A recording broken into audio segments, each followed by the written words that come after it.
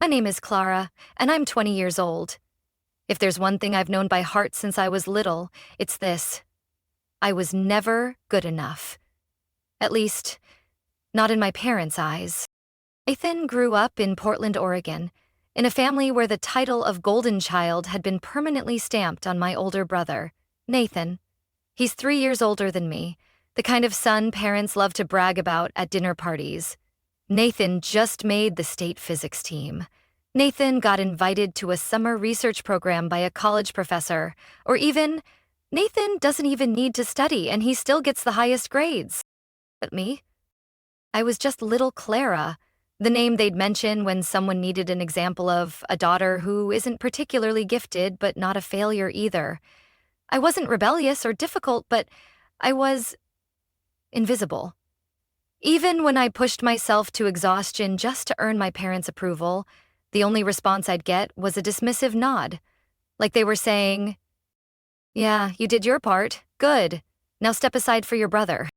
I remember my 18th birthday so clearly. While classmates were posting pictures of getting cars, smartwatches, or at least a proper dinner, I got a square box wrapped in old newspaper. Inside was a worn-out book, 10 Steps to Becoming a Useful Woman. The spine was cracked and some pages were stained with coffee. My dad sipped his tea and said in a tone as casual as reading the weather, "Girls don't need much, as long as they're humble and don't ask for too much." I smiled, a tight-lipped smile that stung all the way to my chest. And Nathan? When he turned 18, my parents gave him a brand new, bright red Yamaha sport bike. Just days later, the whole family threw a backyard barbecue to celebrate, inviting neighbors and relatives. My mom even posted on Facebook, "So proud of our beloved son. Fly high, Mama's genius." There wasn't a single word about me the day I got my college acceptance letter. Even though I had studied on my own, applied for scholarships, and got into one of the top schools in San Diego, with a partial scholarship worth over $25,000 a year.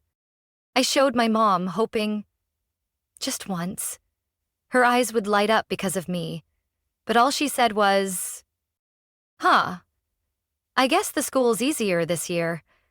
I heard a bunch of kids got in." My throat tightened like I had swallowed ice. I was used to swallowing disappointment. Once, I secretly asked my dad, "Why do you always spend so much time with Nathan and never ask how I'm doing in school?" He looked up from his newspaper and sighed. "You know why. Nathan's got potential. As for you, as long as you're doing okay, that's enough." Okay? I thought success would make them proud. But to my parents, every effort I made felt like numbers that didn't fit the equation. An equation where Nathan was always the correct answer. I enrolled at Pacific State University, nearly 1,000 miles from home. That was probably for the best. At least that far away, I wouldn't have to hear praises about Nathan every night at dinner. When I was packing, my mom stood in the doorway with her arms crossed, as if closing a deal. "You've got a scholarship, right? Good. You handle the rest. You're grown. Figure it out." I didn't expect anything. The only person who ever promised to help me was my grandmother, who used to send me handwritten letters and watercolor cards for every birthday. Even though she had Parkinson's, her handwriting remained steady, more comforting than any message my parents ever sent. She said she would help with my college living expenses. She told me, "It's not much, but enough so you won't have to live off instant noodles." I believed her. And I waited. A week, then a month. The entire first term passed, and my bank account stayed empty. I tried calling. My mom answered, her voice practically exploding. "Clara, do you think your grandmother is still sharp enough for that? She can't even remember her meals. How would she remember a promise? Don't call back about nonsense. Grow up and get real."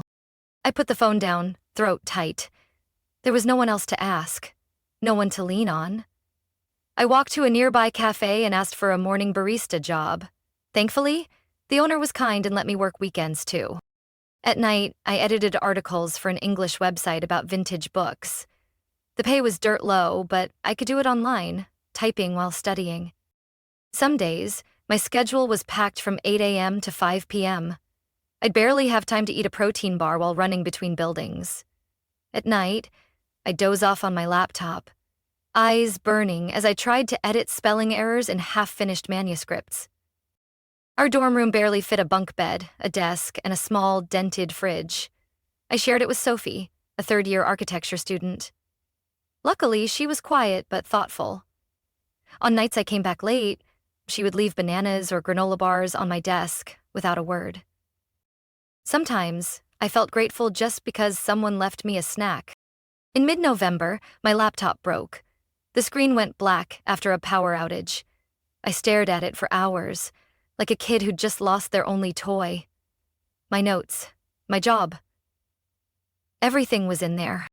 That night, I locked myself in the dorm bathroom, turned the water up loud so no one could hear me cry. When I came out, Sophie was waiting. She didn't ask anything. She handed me a small envelope with $500 inside and a short note. Borrowed. Not a gift. Pay me back whenever you can. I'd never owed someone so much. Not because of the amount, but because of the trust. Between two near strangers. I tracked every expense in a tiny notebook. I taped a note to my new screen, repay Sophie before winter break. Sometimes, I'd glance over at the bunk across the room, where Sophie studied with her headphones in. I never said thank you. I knew some things didn't need words. Still, things weren't always smooth. During Thanksgiving break, the cafe closed for a week. No shifts, no money for food. My dinners were crackers from the common room and tap water. I had never felt so small. That Thursday, Sophie pulled me aside and handed me a container of hot food. Eat. My mom sent too much. I opened it. Roasted chicken, mashed potatoes, and a slice of pumpkin pie.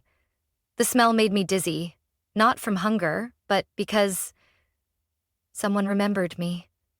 I looked up at Sophie. She gave a small shrug, like it didn't surprise her. We're roommates, no big deal. I laughed. A real laugh. Light and rare, in the cold winter of San Diego. That weekend, I went back to Eugene, where I grew up, for my grandmother's 80th birthday. The last time I'd been home was the previous Christmas, and I still remembered the suffocating feeling of sitting at the dinner table, listening to my parents talk about Nathan like he was some living legend, while I was just an uninvited guest. I didn't have much money for a present. After work, I cut and pasted together a little scrapbook, old family photos I dug from my hard drive, printed at the campus library, with handwritten notes under each one. I knew she liked simple, nostalgic things. The bus ride took nearly 6 hours. I held the gift on my lap the whole way, nervous and unsure.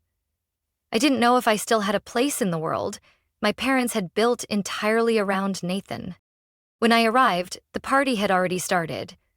Grandma's house glowed with lights, filled with laughter and the scent of baked apple pie. Most of the family was there, except one person. "Where's Nathan?" I asked as I greeted my mom. My mom smoothed her hair, glanced around, and replied quickly. "He's preparing for his PhD interview in Sydney. He couldn't make it, very busy."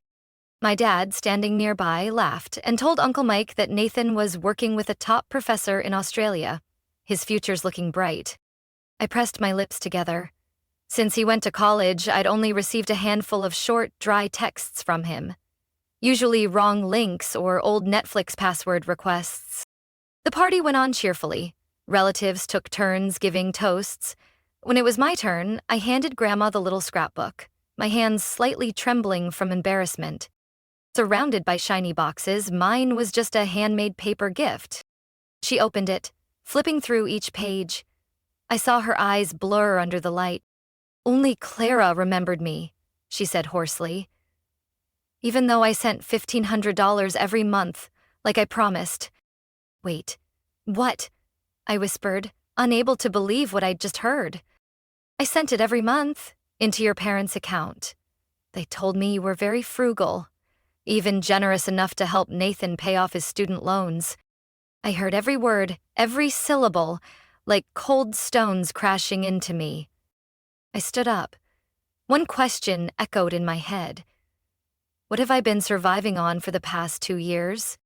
My parents froze in place, completely silent. Aunt Susan covered her mouth. Uncle Mike cleared his throat, trying to redirect the mood toward the apple pie, but no one followed. I turned to my mom, my eyes burning. I never received a single dollar from Grandma. Grandma placed the scrapbook on the table and looked up, her eyes sharp, brighter than ever, untouched by Parkinson's. Hank, Melissa, she addressed my parents in a voice calm but cutting. Do you two have anything you'd like to explain? My mom turned pale. My dad stammered, maybe. There was a mix-up. A mix-up that lasted 2 years? A moment later, she stood up, gripping the armrest gently, and said softly, Everyone, please continue eating. Hank, Melissa, come into the study with me. They quietly followed, like students summoned to the principal's office. What remained in the room were spoons gently clinking against plates. There was no shouting. And Nathan? It was as if he had vanished from memory. I stayed seated, overwhelmed. In front of me was a 3-tier birthday cake, candles still flickering, but I couldn't taste any sweetness. Not because I was hungry, but because I was beginning to understand what had truly been stolen from me. Not just money, but trust. After most of the guests had left, Grandma called me into the study, a small room at the end of the hallway where she still kept her vintage typewriter and a drawer full of Grandpa's old letters. Once the door closed, she sat down in the armchair across from me. She didn't speak right away. She poured 2 cups of mint tea and slid one toward me. Clara, she began, her voice steadier than earlier, though her eyes still held unshakable disappointment. I'm sorry I didn't ask you directly sooner. Words wouldn't come. I met her gaze, feeling something collapse inside me. I've been sending money to you, she continued, $1,500 every month since you started college, but I didn't transfer it directly because I wasn't used to online banking. I asked your mother to hold the account in her name. I trusted she would pass it along to you. I gripped the hot teacup, my fingers stiffening. She studied me quietly, like she knew what I wasn't saying. Clara, you never received any of it, did you? I met her eyes and gave a quiet nod. She let out a weary sigh. I thought it was strange that you never mentioned it, but your parents always said you were saving everything, even helping Nathan, so I didn't question it. I bit my lip until I tasted blood. While I lived off dry crackers, they told her I was frugal. While Sophie lent me money to fix my laptop, they told everyone I was independent. They had repackaged my poverty into a virtuous character trait. 3 months ago, she said. I started feeling uneasy. Nathan never returned my calls, even after I left messages. And you? One time I sent a letter and you didn't reply, so I hired a personal financial consultant, someone to help review the money transfers. She pulled out a stack of papers and laid them on the table. I saw clear printed statements, my mom's name, account numbers, rows of transactions. I've sent over $70,000 to you in the past 2 years, she said slowly, plus nearly $40,000 more for living expenses. None of it, not a single cent, reached your account. I was speechless. Somewhere along the way, my fingers had let go of the cup. Clara, she looked at me, her eyes holding something new. Not just sadness, but resolve. Nathan isn't in a PhD program. He never applied. In fact, he was expelled during his sophomore year. For cheating on a midterm exam? My whole body stiffened.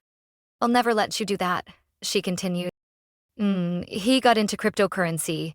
Started with investing, then got hooked on crypto gambling. Those scammy betting sites disguised as financial platforms. He lost nearly everything I had set aside for his education. Your parents hid all of it, she said, each word slicing through the air. They used your money to bail him out of debt. They lied to preserve Nathan's image, and they let you struggle for 2 years just to protect a truth they should have faced long ago. I leaned back in the chair, the world tilting around me, memories spun in my head. Nights of eating instant noodles, shoes with worn soles, unanswered texts asking for help. "You didn't deserve this." Her voice cracked. "Lady, I should have checked sooner. I trusted them too much." "I'm going to handle this," she said, picking up the statements again. "I don't want apologies. I want justice. For you?" Just 1 week after that chaotic birthday, I got a call from Grandma. "Clara, can you come with me to the lawyer's office Tuesday afternoon?" I asked why, but she simply said, "We're taking the steps we need to." That afternoon, she wore a gray knit coat and her old shoes. Her hands still trembled lightly from Parkinson's, but her face was sharp and clear. Inside the lawyer's office, everything was prepared. Folders, notebooks, a computer, and a middle-aged woman named Louisa Green, Grandma's legal representative. Before I could ask anything, Grandma placed her hand gently but firmly on mine. "I've changed the beneficiary of my entire estate. Everything now belongs to you." I froze. "You can't be serious. What about my parents?" She smiled faintly, as if she had anticipated that question long ago. "They've had their share for years. The Lakeview vacation home, the $150,000 invested in Nathan's startup that never filed a single financial report, and all those so-called emergency bailouts. They've used up all their credit, Clara." Louisa, the attorney, handed me a folder. Grandma had transferred over $320,000 from her savings account, ownership of her current house, and a long-term investment fund I had never heard of. "What are you planning to do after this?" I asked. "I'm moving into a nursing home near your school," she said as casually as if she were planning a picnic. "They have a neurologist I trust? I don't want to live in this house anymore. This place where my trust was betrayed." I sprang up. "You don't have to do that. I can move in and live with you." She shook her head, her gaze unwavering. "Clara, you've spent too many years surviving under someone else's shadow. Now it's time to live as someone who was truly chosen, not because of comparison, but because you deserve it." I couldn't argue. Deep down, I knew she was right. I had spent too long carrying shame. Shame for being born after Nathan, for not being smart enough, loud enough, memorable enough. As we left the law office, a light rain began to fall. She held my hand while we crossed the street, her palm cold but steady. On the way back, she turned on the radio. Frank Sinatra's old voice floated softly through the car. She hummed along to a line, then turned to me and said, like it was just casual conversation, "You know, when I was young, I wanted to study law. But your grandfather proposed right before the final exam. I folded that dream and never opened it again. Do you regret it?" I asked. She studied me for a while, then exhaled and shook her head. "No. I only regret putting my trust in the wrong hands. But now, I think I'm correcting that." A few days later, I returned to school.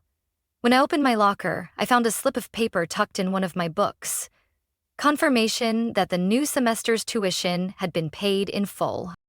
It wasn't shock that rooted me there.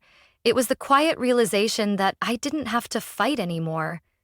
But because I never imagined a day would come when I wouldn't have to figure everything out on my own.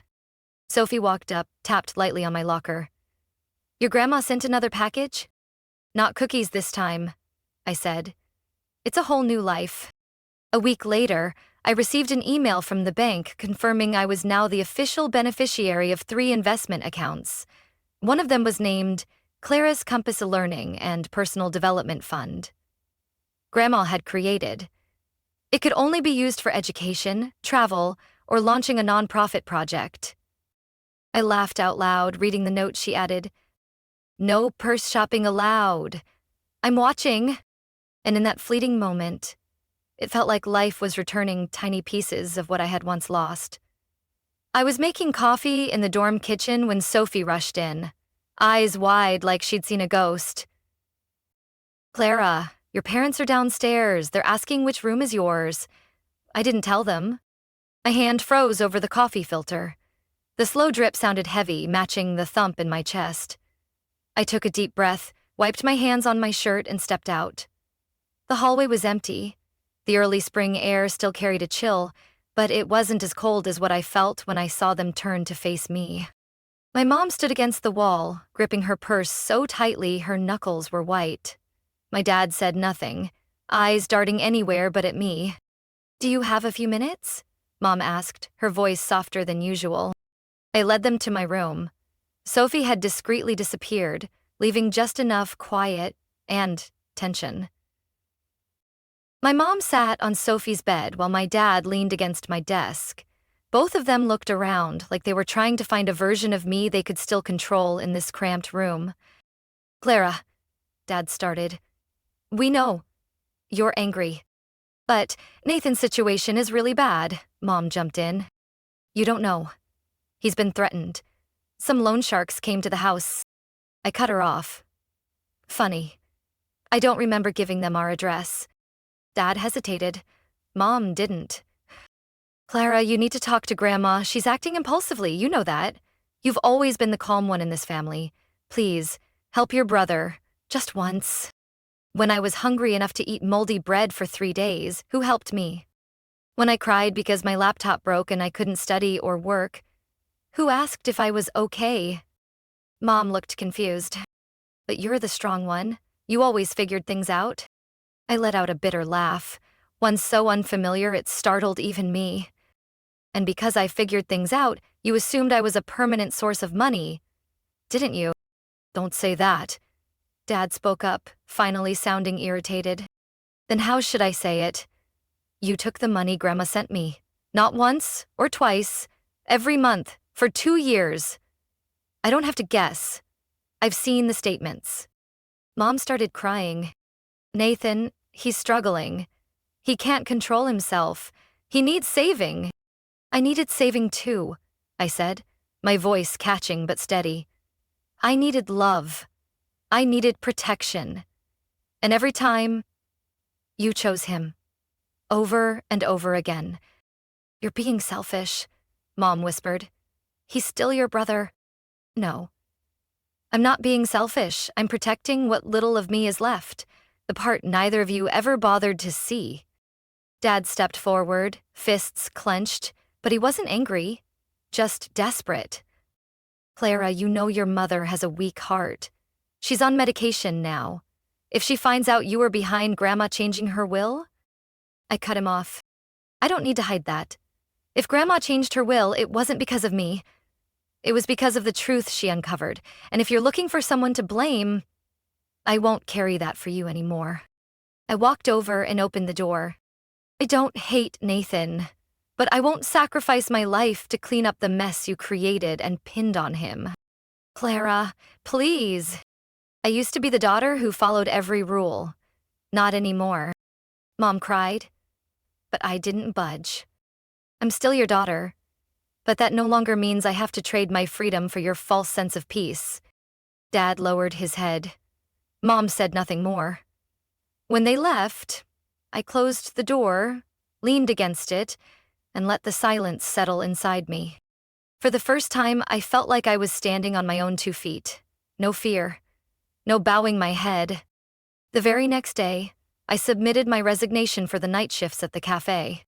Not because I was tired, but because I no longer had to live in survival mode. It wasn't about surviving anymore.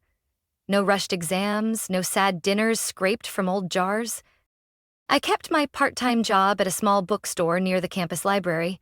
There, I worked among shelves that smelled like old paper, under a manager named June, a woman in her 40s who had a habit of writing down the titles I liked in her personal notebook so she could gift me a paperback copy at the end of the month. The job didn't pay much, but it made me feel respected. As the financial weight gradually lifted, my mind began to clear. I got enough sleep. I ate 3 meals a day. I even had time to take walks after class, just to breathe and watch the leaves change. In just 2 months, my GPA jumped from 3.0 to 3.7. My sociology professor, Dr. Bernstein, called me over after class and handed me a small envelope. "Have you ever thought about becoming a research assistant for the department?" I almost cried in front of him. Not because the opportunity was too big, but because it was the first time someone in academia, saw me as someone with potential, not just a faint shadow behind someone else. Grandma called me every Sunday. The calls never lasted more than 30 minutes, but they made me feel connected. She never brought up my parents, never urged me to forgive, never rehashed old wounds. Just little stories, how she was learning to type again using 2 fingers, how she befriended an old man who used to teach history at Stanford, how she joined a Thursday afternoon haiku poetry club. Once I asked her, "Do you ever feel sad living in a nursing home?" She smiled softly. "Sure, but not as sad as living in a house full of people who don't see you." She continued, "I once lived in the background too. Quiet, unnoticed, assumed to be fine. I was the middle daughter, not the oldest, not the youngest. Everyone assumed I was fine, but no one ever asked if I really was." I leaned back in my chair, gripping the phone. "But you know," she said, "being forgotten doesn't mean you're worthless. Sometimes, the ones left out are the ones who know best how to listen." Sophie told me I look different lately, not in a haircut or wardrobe kind of way. "You walk straighter, hold eye contact longer, and you don't apologize anymore when someone spills water on your table." I burst out laughing, but then realized she was right. One late afternoon after my shift at the bookstore, I walked past the admin building and saw my name on a small bulletin board behind glass. Selected candidate, fall semester research assistant, sociology department. I stayed where I was, unsure whether to smile or cry. I wanted to hold on to that feeling, being recognized for what I'd built myself. Not through connections, not through luck, not out of pity, but simply because I earned it. That night, I called Grandma. Her voice was calm. "I saw it in you long ago. I waited, so you could see it too." I looked out my dorm window. San Diego skies were clear after a light rain. Somewhere deep down, I knew I was on the right path. On the last Saturday night of April, it rained lightly. I had just set my book down when the phone rang. A known number, no area code. I hesitated for a few seconds, then picked up. "Clara?" A deep, raspy voice. "It's me, Nathan." I didn't make a sound, but my chest tightened. "I'm calling from a rehab center in Reno," he said. "They asked us to call someone we've hurt, not to ask for forgiveness, just to tell the truth." There was a brief silence on the line. Then Nathan continued, "I know what you went through. I know what Mom and Dad did. I found out everything. From Grandma. And from the bank." I leaned into my chair, staring at the rain-streaked window. "I won't make excuses," Nathan said, his voice slightly shaky, but not weak. "I wasted money on garbage. I let you live through things you never deserved. I let Mom and Dad turn you into a backup plan for my failures. And no words can undo that. I used to think if this moment ever came, I'd scream or hang up. But instead, I felt a long silence that needed to be closed." Nathan took a deep breath on the other end. "I don't expect you to forgive me, but you deserve to know the truth. I know I was never worthy of being your brother. You don't have to say anything," he added quickly, as if he could read my thoughts. "You don't owe me anything, but I need to say, I'm grateful you're still here, even when no one stood with you." I slowly ended the call, saying nothing. In the room, the soft yellow light still glowed over the neatly stacked books on my shelf. Outside, the rain had stopped. A breeze drifted in through the cracked window, carrying the scent of fresh grass and cool spring air. I sat there for a while, unexpectedly light. I no longer needed that call to define who I was. I didn't need anyone to validate that what I went through was real, was heavy, was unfair. I had grown up. And I was living. Not for anyone else, not to prove anything, not waiting for a nod from people who once looked away. My phone buzzed. A text from Grandma. "My girl, don't forget your warm shoes. It'll get cold again next week." I smiled. Of course.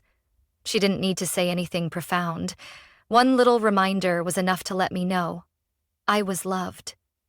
Not for being anyone else, but simply for being Clara. A girl who no longer lived in anyone's shadow. That night, I slept soundly. The old house didn't visit me. Neither did Nathan's retreating figure, nor the cold shape of my mother turning away. Only light ahead, and me, finally walking into it. Clara's story is a reminder that sometimes the deepest pain doesn't come from strangers, but from those we love most. But even from the place where hope seems lost, we can find ourselves again. Not through someone else's validation, but by rising on our own, living on our own, and knowing we are worthy. Clara didn't choose revenge, didn't drown in resentment, but chose to step into the light by her own strength. And that is the strongest answer to years of being overlooked. What do you think about Clara's choice?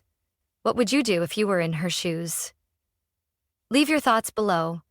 And don't forget to follow the channel for more heartfelt stories about family, growth, and the lessons we learn along the way.